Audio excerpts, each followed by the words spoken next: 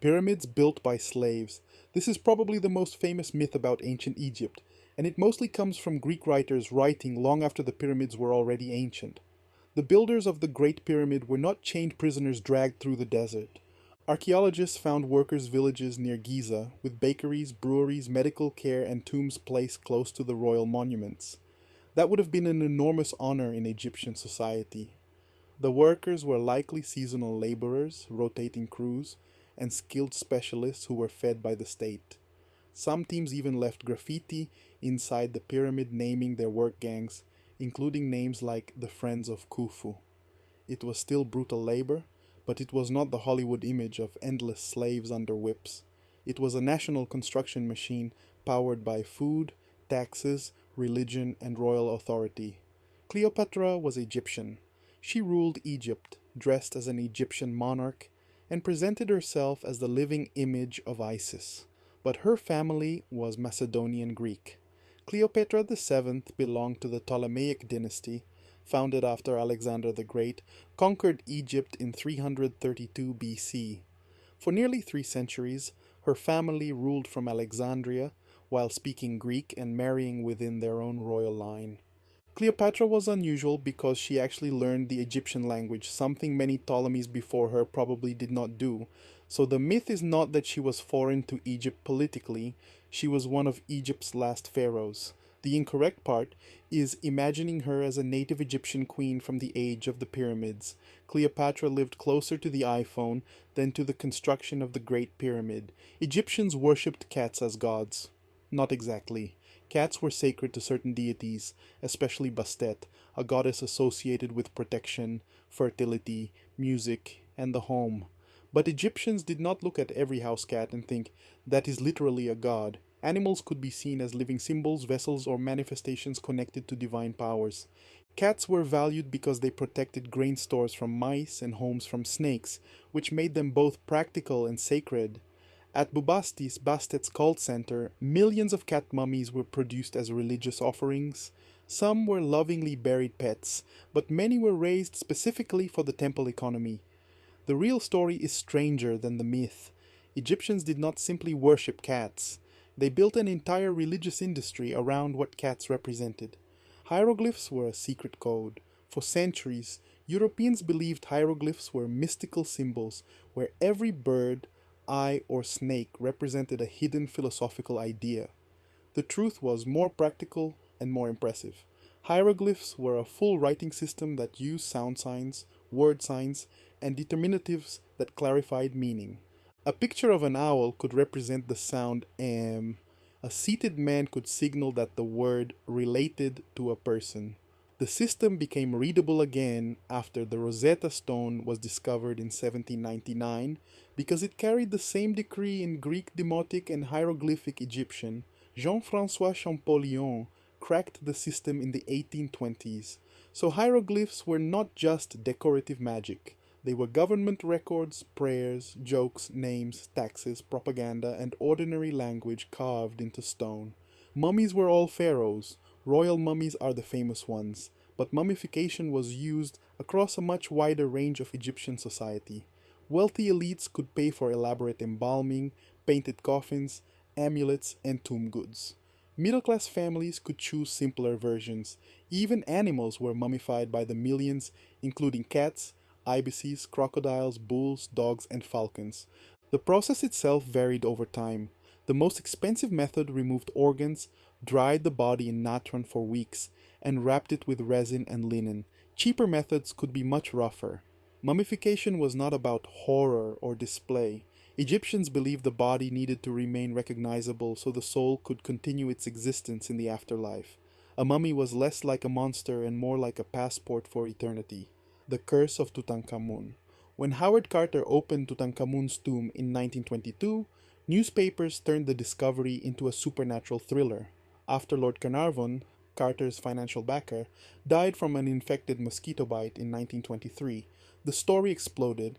Headlines claimed the tomb had killed him, but most people present at the opening lived for years afterward. Howard Carter himself died in 1939, about 17 years after entering the tomb. Ancient Egyptians did write tomb warnings in some places, but Tutankhamun's tomb did not contain the dramatic curse later repeated in films and magazines. The real danger was not magic, it was bacteria, poor medical treatment, colonial era sensationalism, and a press hungry for mystery. Tutankhamun's curse was one of the first global archaeology media events. Aliens built the pyramids. The Great Pyramid is so precise and massive that people sometimes treat it like it must have come from outside human history. But the evidence points to Egyptian engineering, not extraterrestrials. We have quarry marks, worker settlements, tools, ramps, papyri, and inscriptions.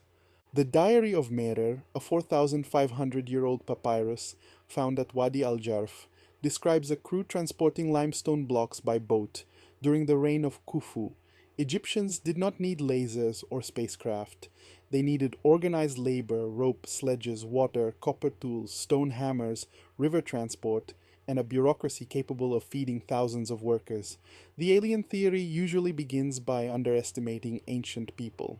The real achievement is better. Humans did it with mathematics, planning, and an almost terrifying amount of patience. Egypt was one unchanging civilization. Ancient Egypt lasted for more than 3,000 years, so it is easy to imagine it as frozen in time. Pyramids, pharaohs, mummies repeat forever. But Egypt changed constantly. The Old Kingdom built the Great Pyramids. The Middle Kingdom reorganized literature, kingship, and state power. The New Kingdom became an empire, fighting in Syria and Nubia with chariots and professional armies. Later periods brought Libyan, Nubian, Assyrian, Persian, Greek, and Roman rule. Even the gods shifted in importance over time, with Amun rising to enormous power at Thebes. An Egyptian from 2600 BC and an Egyptian from Cleopatra's court would not have lived in the same world. The civilization was not a museum display. It was a long changing river. Pharaohs were always men, most were men, but Egyptian kingship could be flexible when power demanded it. Hatshepsut ruled in the 15th century BC and presented herself with the full visual language of a male pharaoh, including the false beard, because the office itself was traditionally masculine. She was not a minor placeholder. Her reign produced major building projects, trade expeditions to Punt, and one of the most impressive mortuary temples in Egypt. Earlier and later women also held unusual power, including Sobek Neferu, Nefertiti in debated roles, and Cleopatra VII. Egyptian women could own property, initiate divorce, inherit wealth, and appear in court, rights that were not common in many later societies. The myth hides a more interesting truth. Egypt was patriarchal, but not simple. Everyone wrote hieroglyphs. In reality, literacy in ancient Egypt was limited, and scribes were a specialized class. Writing was power. Scribes recorded taxes, labor, temple offerings, legal agreements, military supplies, and royal commands. They trained for years, often copying model texts on limestone flakes or pottery shards called ostraca. Hieroglyphs were used for formal and sacred inscriptions, while hieratic and later demotic scripts were faster everyday writing systems. A farmer might see writing everywhere on temples and monuments without being able to read it. That made scribes essential to the state. They were not just clerks with nice handwriting, they were the memory of the kingdom, the people who turned grain, cattle, land, and labor into numbers the government could control. All pharaohs were buried in pyramids. Pyramids were mostly an Old Kingdom and Middle Kingdom royal burial tradition, not a universal rule. By the New Kingdom, kings were buried in hidden tombs in the Valley of the Kings near Thebes.